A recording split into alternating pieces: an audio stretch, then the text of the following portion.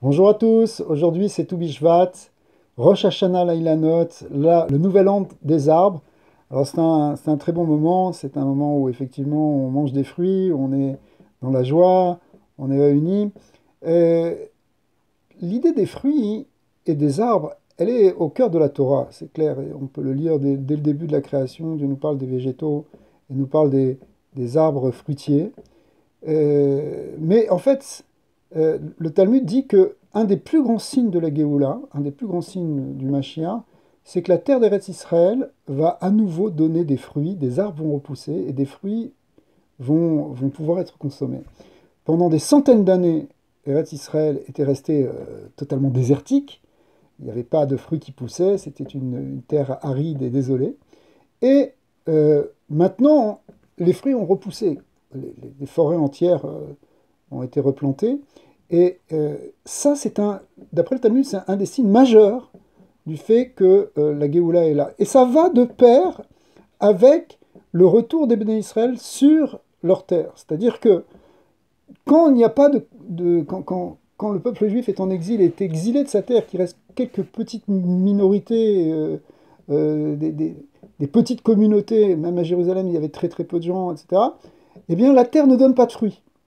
Et quand les Béné Israël reviennent, elle donne à nouveau des fruits. C'est deux choses qui sont en parallèle et qui fonctionnent en parallèle et qui sont deux signes de la Géoula. C'est-à-dire à la fois la terre redonne sa richesse et en même temps, eh bien, le peuple d'Israël se réenracine en quelque sorte sur sa terre.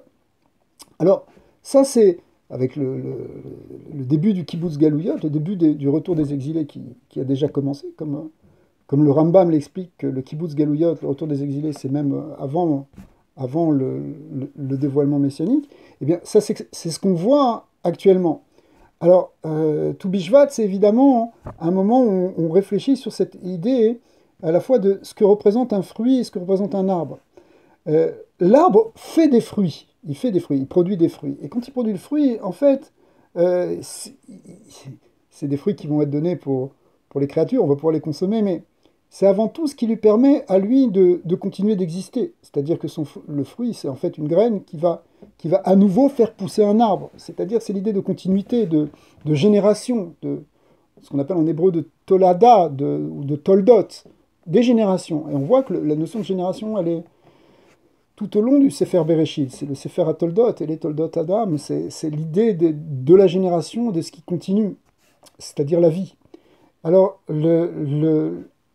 l'idée, c'est pas simplement que l'arbre a donné le fruit. Au début de la création, Dieu dit que la terre produise des végétaux, mais aussi qu'elle produise un etz peri océperi, un arbre fruit qui fait un fruit. Et finalement, la terre a fait etz océperi, elle a fait un arbre qui fait un fruit. Il y a une petite nuance. Il avait dit un arbre fruit qui fait un fruit, et finalement, c'était un arbre qui fait un fruit. Il n'y a plus la notion d'arbre fruit. Et c'est quoi l'idée d'arbre fruit, de etz peri, ou arbre fruitier, mais en fait arbre fruit? C'est qu'il y a un lien entre l'arbre et ce qu'il produit, c'est-à-dire entre la cause et l'effet, entre le kohar et le poal, entre le père et le fils, entre dans l'idée de génération. Alors, il y a ici cette idée de connexion. Quand on fait des mitzvot où on mange des fruits comme à Toubishvat, mais à chaque fois qu'on mange un fruit, en fait, on rattache le fruit à sa source. Symboliquement, on le rattache à l'arbre. Ça veut dire quoi rattacher à l'arbre? C'est-à-dire à un niveau encore plus élevé, métaphysique.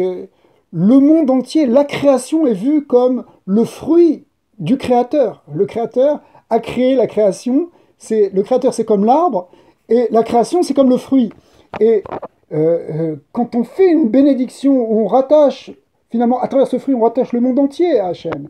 On le rattache à sa source, on dévoile la source, on dit, qui a créé ce fruit, Boré Periaetz, on rattache ce fruit au Boré, au créateur. Du coup, on rattache en quelque sorte le fruit à l'arbre, et on fait cette connexion qui fait qu'il y a une unité, il y a une unification. Et c'est ça, effectivement, le contenu, finalement, de la Géoula. C'est quoi l'ère messianique? C'est que le monde entier est unifié. Il est unifié, pas simplement au niveau des hommes, entre eux, bien sûr, mais unifié avec le principe d'unité qui est le principe divin.